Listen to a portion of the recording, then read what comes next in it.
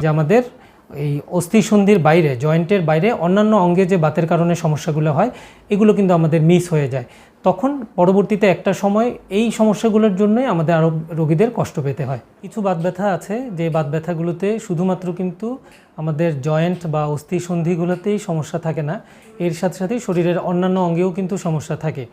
যেমন আমরা যদি বলি রিউমাটয়েড আর্থ্রাইটিস, স্পন্ডালোআর্থ্রোপ্যাথি, এই রোগগুলোতে যখন একই সাথে সাথে জয়েন্টেও যেমন আমাদের প্রদাহ বা ব্যথা হবে, তার সাথে সাথে আমরা যদি রোগটাকে নিয়ন্ত্রণ করতে না পারি, বিশেষ করে বাত ব্যথার জন্য কিন্তু ব্যথার ওষুধ ছাড়াও কিছু নির্দিষ্ট বাত ব্যথার ওষুধ থাকে, সেই ওষুধগুলো দিয়ে যদি আমরা বাত ব্যথাটাকে নিয়ন্ত্রণ করতে না পারি, তখন এই বাত ব্যথার কারণে পরবর্তীতে আমাদের অন্যান্য অঙ্গ, যেমন আমাদের হৃৎপিণ্ডের সমস্যা হওয়া, ফুসফুসের সমস্যা হওয়া, কিডনি বিকল হয়ে যাওয়া এবং রক্তশূন্যতা দেখা দেওয়া, হাড়ের ক্ষয় চলে আসা, এই সমস্যাগুলো কিন্তু আমাদের এই আর্থ্রাইটিসগুলো বা বাত ব্যথাগুলোতে থাকে।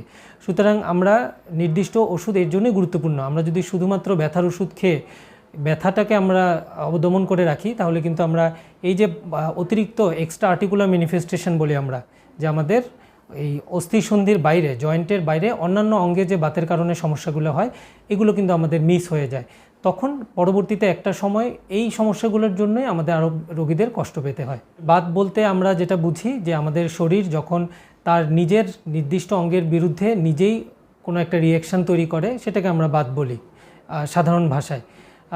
বাতের অনেকগুলো কারণ আছে, কিছু বেশিরভাগ কারণ থাকে জেনেটিক, অর্থাৎ আমার শরীরের ভিতরেই আসলে অটোইমিউন ডিজিজ বলে এগুলোকে আমরা, যে আমার শরীরের ভিতরেই একটা নির্দিষ্ট অ্যান্টিবডি তৈরি হয় যেগুলো আমার জয়েন্টগুলোকে একসময় সমস্যায় ফেলে দেয়, নষ্ট করে দেয়। তো আর ব্যথা যদি আমরা বলি, যে আমাদের ব্যথা আসলে দুই ধরনের হতে পারে। একটা হতে পারে যে মেকানিক্যাল কজ, যেটা হচ্ছে যে আমাদের যদি বয়স বেশি বেড়ে যায় অথবা আঘাতজনিত কারণে, এই কারণগুলোতে আমাদের যে ব্যথাগুলো থাকে এগুলোকে আমরা মেকানিক্যাল কজ বলি। আর আরেকটা আছে ইনফ্ল্যামেটরি, এটাকে আমরা বাত বলি। ইনফ্ল্যামেটরি যে ব্যথাগুলো, সেগুলো কিন্তু আসলে আমাদের নিজেদের কিছু করার থাকে না, এটা আমাদের শরীরের ভিতরেই একটা মেকানিজম হিসাবে একটা বয়স হলে, যাদের ক্ষেত্রে আসলে অটোইমিউন সমস্যাগুলো থাকে তাদের ক্ষেত্রে বাতটা ধরা পড়ে। তো বাত এবং এই মেকানিক্যাল কজ এবং ইনফ্ল্যামেটরি দুইটার কিন্তু চিকিৎসা আলাদা। আমরা যদিও প্রাথমিকভাবে ব্যথার ওষুধ খেয়ে কিছুদিন এগুলো ব্যথাটাকে প্রশমিত করতে পারি, কিন্তু আসলে এক একটা বাতের চিকিৎসাও আলাদা, এক একটা ব্যথার চিকিৎসাও আলাদা। তাদের শুধু ওষুধের পাশাপাশি যেমন আমরা ব্যায়াম দিব, সেই ব্যায়ামগুলোও কিন্তু রোগ থেকে এক এক রোগের জন্য এক একভাবে আলাদাভাবে চিকিৎসা করা হয়। যখন প্রাথমিকভাবে ব্যথাটা আসে বা ব্যথাটা দীর্ঘদিন যাবৎ থাকে, তখন রোগীরা বিভিন্ন ধরনের ব্যথার ওষুধ খেয়ে এটা আসলে কমিয়ে ফেলে। তো যেই কারণে ওরা তখন রোগীরা চিন্তা করে যে আমার তো এই ওষুধটা খেলে আমার ব্যথা কমে যাচ্ছে, কিন্তু এইটা যে শুধুমাত্র ব্যথার ওষুধগুলো আমরা সাময়িক সময়ের জন্য দেই, কিন্তু আমরা মেইনলি আসলে রোগটা নির্ণয় করি যে তার কেন হচ্ছে। যেমন আমরা যদি ধরি যে তার একজন কোমর ব্যথা নিয়ে আসলো, তার এই কোমর ব্যথা কিন্তু বিভিন্ন কারণে হতে পারে।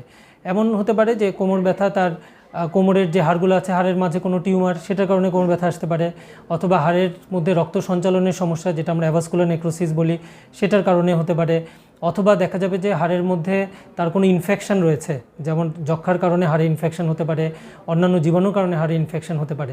তাহলে এগুলোর চিকিৎসা কিন্তু সম্পূর্ণ ভিন্ন।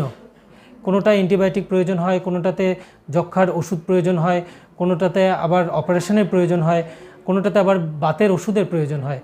সুতরাং আমরা সবগুলোতে কিন্তু ব্যথার ওষুধ খেলে সাময়িকভাবে কমবে, কিন্তু মানে আমাদের চূড়ান্তভাবে যে রোগের চিকিৎসাটা কিন্তু সঠিকভাবে হবে না। যেই কারণে আসলে এই রোগীগুলো আমাদের কাছে আসতে একটু দেরি করে ফেলে।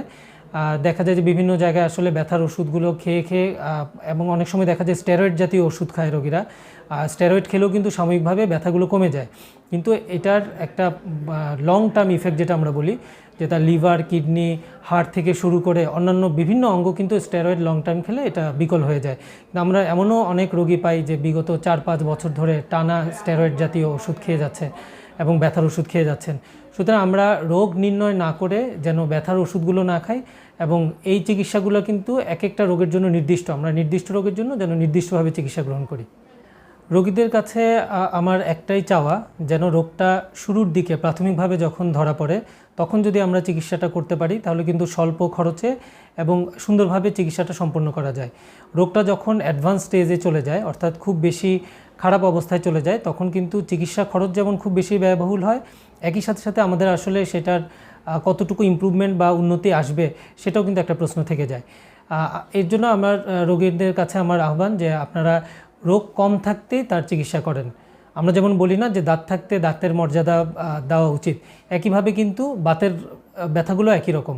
যখন আপনার প্রাথমিকভাবে বাতটা থাকবে তখন যদি আমরা চিকিৎসাটা করতে পারি তাহলে কিন্তু এই রোগীর ক্ষেত্রে, যেমন আমরা যদি একটা উদাহরণ দেই যে আমরা যেমন গেটে বাত বা অন্যান্য রিউমাটয়েড আর্থ্রাইটিস, আগে আমরা প্রচুর পেশেন্ট পেতাম যে এই আর্থ্রাইটিসের রোগীদের হাত পায়ের আঙ্গুলগুলো বাঁকা হয়ে যাচ্ছে এবং অন্যান্য অনেক কমপ্লিকেশন নিয়ে আমাদের কাছে আসতো। কিন্তু এখন কিন্তু আসলে আমরা এই রোগীগুলো সহজে পাই না, কারণ আমরা প্রাথমিকভাবে রোগটা নির্ণয় করে চিকিৎসাটা শুরু করতে পারি। তাই দেখা যায় এখন ব্যথা অবস্থাতেই আমরা রোগের চিকিৎসা শুরু করতে পারি। সেই আগের মতো যে ডিফর্মিটি হয়ে যাওয়া বা হাত পা বাঁকা হয়ে যাওয়া, এই অবস্থায় কিন্তু চিকিৎসা করলে মানে খুব বেশি আসলে ইমপ্রুভমেন্ট বা উন্নতি আসে না। তো এটাই আমাদের কাছে, রোগীদের কাছে আমার আহ্বান যে আপনারা প্রাথমিক অবস্থায় থাকতে চিকিৎসাটা গ্রহণ করেন, তাহলে আপনাদের একই সাথে যেমন আমরা স্বল্প খরচে চিকিৎসা দিতে পারবো এবং চিকিৎসাটা খুব সুন্দরভাবে আমরা সম্পন্ন করতে পারবো।